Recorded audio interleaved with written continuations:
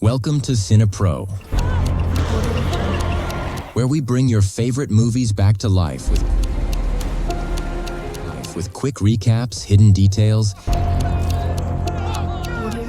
and everything you missed. The story begins with a little boy riding his bike alone at night. As he passes by a caravan, the caravan door suddenly opens by itself. The boy is surprised, goes to the caravan, and calls out to see if anyone is there, but no one responds. He enters the caravan, and suddenly the door slams shut on him. He screams and screams with a very loud noise, and we don't know what happened to him. Now, we see a family going on a trip to the same caravan we just saw.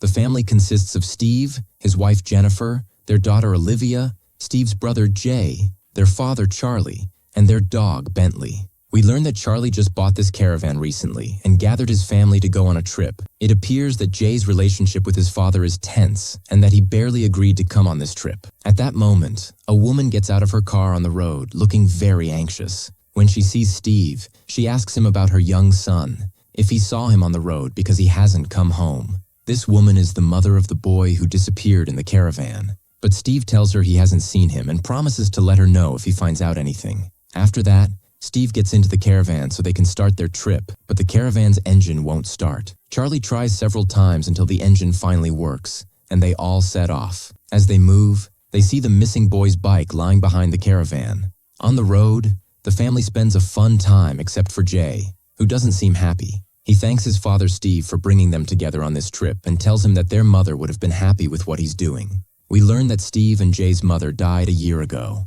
After a while, Olivia tells her mother that it's hot, so Jennifer asks Steve to turn on the AC. Steve says it's on, but when it works, they notice it's blowing hot air and can't fix it. Charlie tells them to just open the windows, but when they try, none of the windows open, which surprises them. Steve manages to open a window behind him. Olivia sits in front of the open window looking at the road, when suddenly the window closes by itself and almost crushes her hand. Olivia is very frightened, and Jennifer reassures her and tells her to play with Bentley the dog until she gets her a snack. Charlie tells them there's only an hour left to reach their first stop. He tells Jay that he knows he didn't want to come on this trip and asks him to pretend to be happy so their father doesn't get upset. We learn that Jay has been upset with his father since their mother's death. Steve tells Jay that what he's doing won't bring their mother back and asks his brother to try to treat their father well. Jennifer interrupts them to say that their father is going to stop the caravan. Charlie says he saw a car stopped on the road and wants to check if they need help. Steve advises his father not to go out because he doesn't think it's a good idea, but Charlie insists and goes to check. A girl gets out of the car and thanks them for stopping to help. She introduces herself as Sam and is with her brother Mark. She says their car broke down and they tried to call for help but couldn't reach anyone.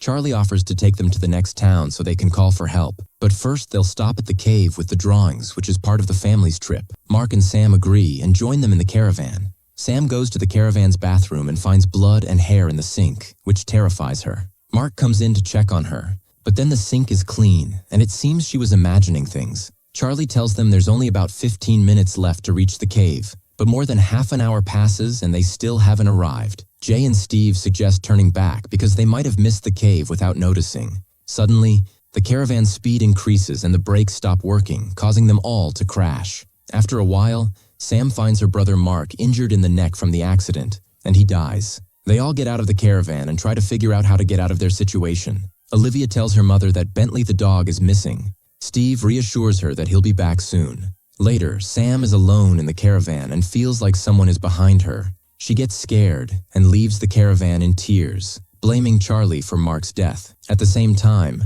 Olivia is sitting outside drawing when she hears a whisper from the caravan as if someone is calling her. Jennifer enters the caravan and suddenly finds the TV turned on by itself. She sees a video of them in the caravan before they even left, and a ghost of a murdered girl appears with them in the video. Jennifer screams, runs out of the caravan, and tells Steve she wants to take her home as soon as possible. Olivia shows her father her drawings, which are of ghosts and dead people. Steve is very worried and tells Jennifer he doesn't know what to do because he doesn't understand cars and can't fix the caravan. Jennifer gets angry and tells him he has to do something, that it's his job to protect them. Jay checks on Sam and asks if she needs anything.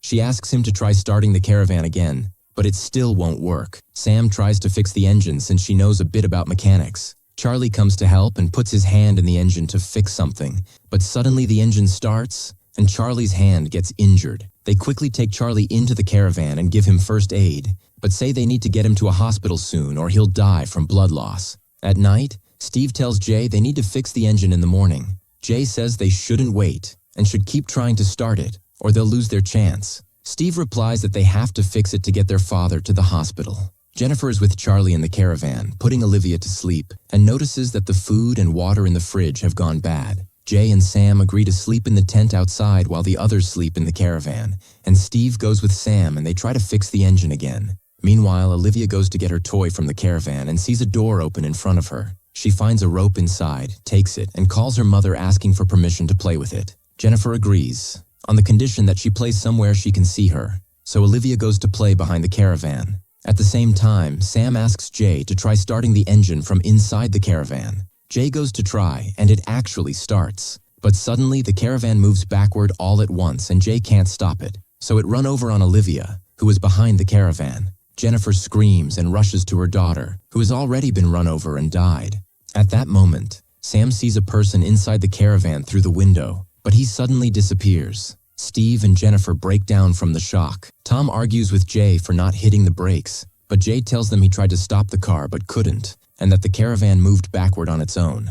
Jay feels they're not believing him, but Sam tells him she believes him because of the strange things she's been seeing. Jennifer collapses and is completely out of it, telling them that no one will leave this caravan alive. Steve lets her sleep and rest a bit, or Jennifer asks him not to leave her because she's scared. He asks her, "Scared of who?" She says she's afraid of the girl who appeared to her on the TV. Steve is surprised by her words and feels like she's hallucinating, so he calms her down and tells her he'll talk to the others outside and then come back to her. Steve goes out and talks to see if they can find a way out. Sam suggests that someone should go to the highway and wait to see if any car passes by to help them. Charlie objects at first because they don't have enough water, but Sam tells him there's no other solution unless they want to stay here forever. Jay suggests that he should go, but Steve gets angry and says he can't go because he's just irresponsible. Sam calms them down and tells them they need to put all their problems aside until they get out of this ordeal. Jay tells Steve he has to stay with his wife and that his father is tired, so he should be the one to go. Meanwhile, back in the caravan,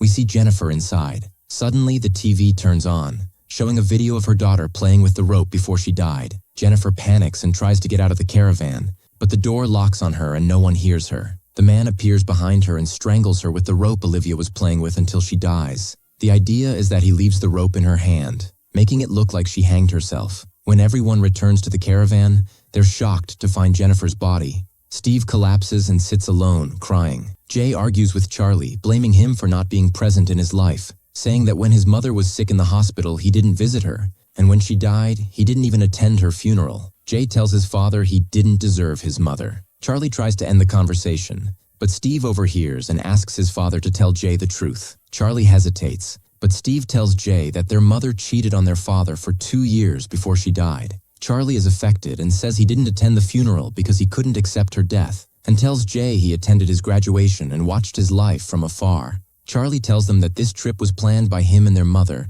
and he wanted to fulfill her wish even after she died. Steve tells him he'll do that, and will go with Jay to the highway, leaving him here with Sam.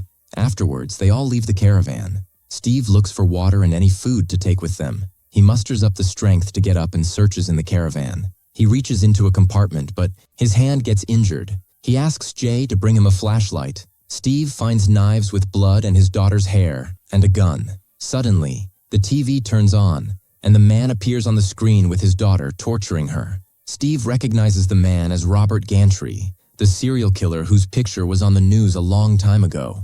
But he says this can't be the same caravan where the crimes happened because the police destroyed Robert's caravan out of respect for the victims' families. But Jay insists it's the same caravan and that they're now in the killer's playground. Sam agrees with him, saying the caravan is haunted, unlike Steve, who doesn't believe there are ghosts in the caravan. At the same time, Jay is holding the knives Steve found, and suddenly the car moves, and the knives stab Jay, killing him. Charlie and Steve collapse and try to get out of the caravan, but only Charlie manages to get out. The door locks on Steve and Sam inside. When they try to open it, they can't, and they find the car is moving. Steve tries to stop it but can't, as if someone is controlling his hand. The caravan keeps chasing after their father until it suddenly stops in front of him and almost runs him over. Steve thinks his father is dead, but it turns out he's still alive. Steve tries to shoot the gun at the caravan window to get out, but finds there are no bullets. Sam suggests that Charlie should go to the highway since he managed to get out of the caravan, but Steve refuses, saying his hand is still bleeding and he'll die if he goes alone. Sam tells him if he doesn't try, he'll die here. Steve listens to them and says he'll try to go. He hugs his son and leaves. Suddenly, Steve finds the gun he took from the office in his hand. Sam asks him what he'll do with it, and he says he can't control himself. It turns out Robert's ghost is making him do this and controlling him. Steve points the gun at his son as he's walking away, and in a moment of madness, shoots him dead. Steve collapses, devastated that he killed his father, but Sam comforts him, telling him it's not his fault and he didn't do it. But Steve is hopeless, remembering his father, brother, wife, and daughter who all died. He despairs of ever leaving this place, so he points the gun at himself and kills himself. Sam remains devastated and alone in the caravan. Days pass and she's still living in the caravan. One morning, she hears noises in the caravan and starts screaming, ordering the killer to leave her alone until the noises stop, and she falls asleep against her will. At night, she wakes to find the caravan's lights going on and off.